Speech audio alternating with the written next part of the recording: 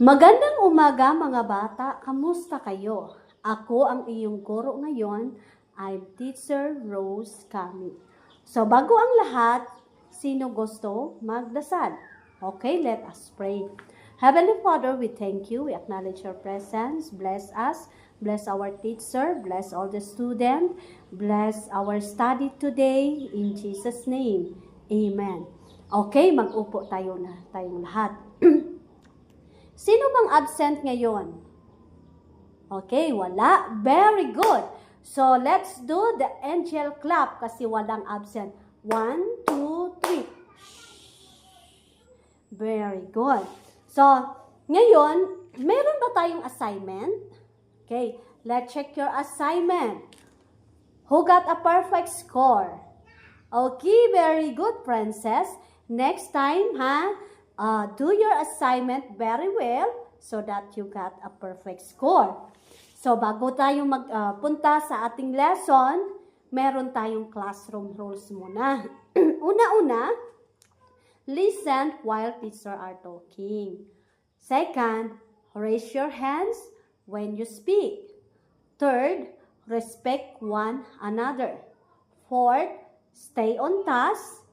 Fifth, no cellphone allowed during my class.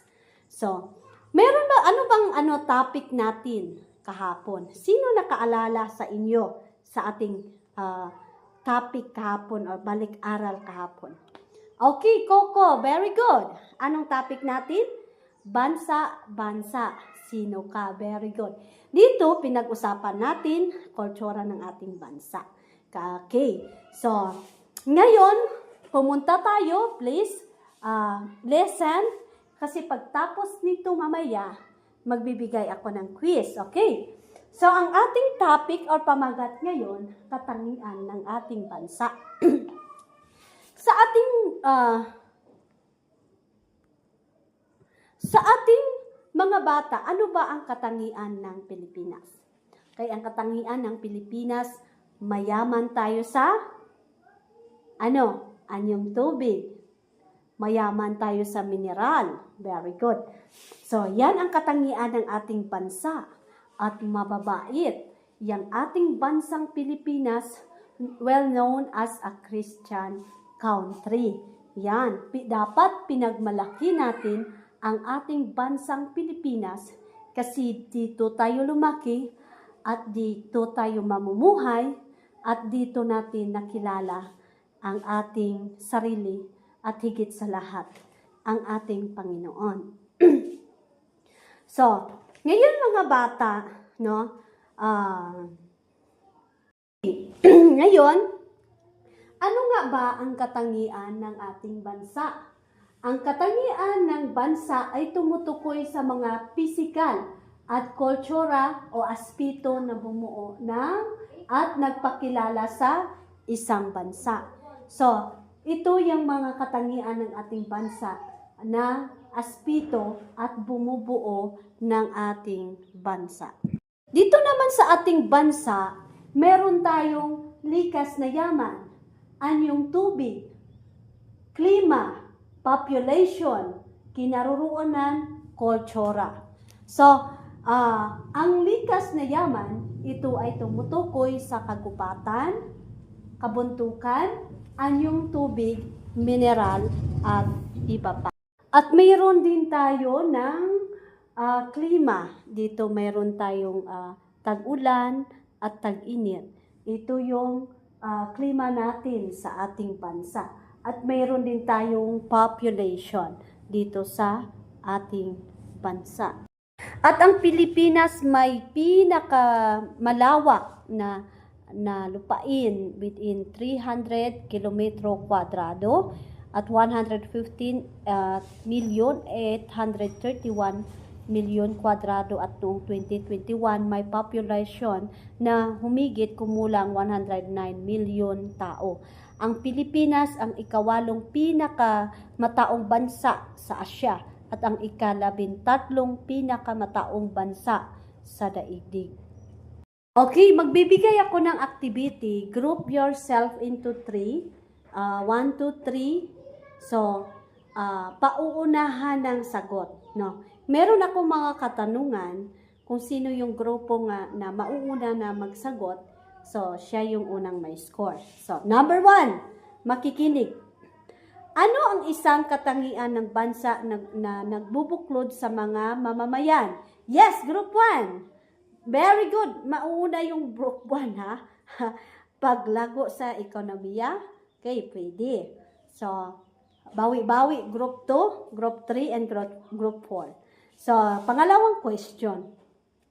Paano natin mapangalagaan ang ating mga anyong tubig? Okay, group 4. Nauna yung group 4. Ano group 4? Paano nyo maalagaan ang anyong tubig? Okay, magtanim ng kahoy. Okay, very good. So, last question. Meron pa tayong question. Bakit mahalaga ang pangangalaga sa kalikasan? Yes, group 2. Ay, very good, group 2. So, yes, mahalaga ang kalikasan dahil dito nagbibigay sa atin ng mahalagang yaman tulad ng tubig, minerals, at iba pa. Kahalagahan ng pag-unawa sa katangian ng bansa. Pagpapahalaga sa kalikasan, kapag alam natin ang mga likas na yaman ng bansa, mas mapahalagahan natin ito at natuto tayong alagaan ang ating kapaligiran. Paano natin maalagaan ang ating kapaligiran? At paano natin maalagaan ang likas na yaman? Meron akong mga picture na, ito yung mga example, no? Yan, makikita ninyo, inaalagaan nila ang halaman. Importante yung halaman na magtatanim tayo ng mga punong kahoy. Yan, naglilinis sila sa ilog para iwas sa pagbaha. Ayan, isegregate yung mga basura. Yan, may bayanihan system sa paglinis ng kanal. So, yan ang mga kahalagahan kung bakit mahalaga ang paglilinis sa ating kapaligiran. Kaya ito ang pag-ingat sa ating likas na yaman. Pagkakakilanlan, natutukoy ang pagkakaiba ng bawat bansa dahil sa kanilang natatanging katangian. Dito rin natin kinikilala ang ating kultura bilang Pilipino. Makikugnayan tayo sa ibang bansa, mas unawaan natin kung paano makikugnayan sa iba't ibang lahi at kultura kapag kilala natin ang sarili nating bansa, di ba? Hindi tayo pwede makipag-ugnayan sa ibang bansa na mismo yung bansa natin hindi natin nakikilala. Tulong sa pagpasya at pagplano, mahalaga ito sa pamahalaan upang makagawa ng mga plano sa ekonomiya, edukasyon, transportation, at iba pa. For example, sa ating application, sa ating topic ngayon, ano ba ang napansin yung problema minsan sa ating bansa? So, okay. Minsan ang problema na na-encounter natin dito sa ating bansa, yung pagbabaha. Bakit may pagbabaha? Kasi ang rason bakit may pagbabaha, kulang pinuputol natin yung mga punong kahoy at nagtatapon tayo ng basurahan sa ilog, hindi natin i-segregate ang ating mga basurahan. Kaya maraming mga mamamayan na mamatay dahil sa pagbabaha, bagyo. Kaya nga, pag may bagyo, masyadong buo ang hangin, kaya madala niya ang mga bahay natin. So kailangan pahalagahan natin ang ating likas na yaman kagaya ng pagtanim ng kahoy, paglilinis, no? Paglilinis at pag-aalaga ng mga halaman. Yan ang ating mga lesson. May nakukuha ba sa ating lesson ngayon, mga bata? Okay, magaling. So, ngayon, dahil kayo ay nakikinig, kumuha kayo ng 1/4 sheet of paper. Meron tayong quiz. Short quiz lang ito. Okay? Okay na ba? Tapos na ba? Okay, write your name and number 1. Alin sa mga sumusunod ang pangunahing anyong lupa sa Pilipinas? A. Desierto. B. Kapatagan. C. Yellow. D. Gubat ng pini. Number 2. Okay, tapos na ba? Alin sa mga sumunod ang pangunahing anyong lupa sa Pilipinas? A. Desert 2. B. Kapatagan. C. Yellow. D. Gubat ng pini. Okay, number 2. Ano ang tawag sa malawak at patag na lupaing ginagamit sa pagsasaka? A. Bundok. B. Lawa. C. Kapatagan. D. Bulkan. Okay, one more. Ano ang tawag sa malawak at patag na lupaing ginagamit sa pagsasaka? A. Bundok. B. Lawa. C. Kapatagan. D. Bulkan. Number 3. Alin sa mga sumusunod ang likas na yaman ng Pilipinas? A. Ginto. B. Plastic. Next number. Anong tawag sa isang bansang binubuo ng maraming pulo tulad ng Pilipinas? A. Kontinente. B. Archipelago. C. Peninsula. D. Lungsod. Okay. Number 5. Alin sa mga sumusunod ang katangian ng population ng isang bansa? A. Likas na yaman. B. Bilang ng tao. C. Anyong tubig.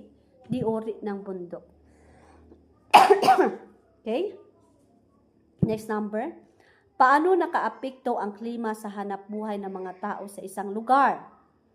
A. Hindi ito mahalaga. B. Umayon ang trabaho sa panahon. C. Lahat ay nagtatrabaho sa pabrika. D. Hindi ito nagbabago. Okay, last number. Kasi kulang tayo sa oras. Alin sa mga sumusunod ang isang katangiang kultural ng Pilipinas? A. Mayamang anyong lupa. B. Iba't ibang wika at tradisyon. C. Mainit na klima. D. Mataas na bundok. Okay, tapos na ba? Please pass your paper in front. So, let us review muna. May mga tanong lang tayo. So, ano ang natutunan mo sa ating alarin? Okay, Coco. Very good, Coco. Okay. Sino sa inyo ang maaring makapagpaikli ng tinatalakay natin? Yes, Princess. Wow, very good, Princess. Okay. Bakit dapat natin mahalin ang katangian ng ating bansa? Okay, Lara. Very good, Lara. Okay. Okay, since tapos naman ang ating lesson, magbibigay ako ng assignment. So, magsulat ng gusto niyong puntahan na bansa at isulat kung ano ang katangian ng bansang ito. Kung ano ang dream mo na bansa na gusto mong puntahan. Time will come. At isulat kung ano ang katangian ng bansang ito. So, yan ang ating aralin. So, ngayon class, goodbye everyone. God bless sa ating lahat. Huwag kalimutan ang assignment at huwag din kalimutan na mag-aral bukas. Dismiss. God bless.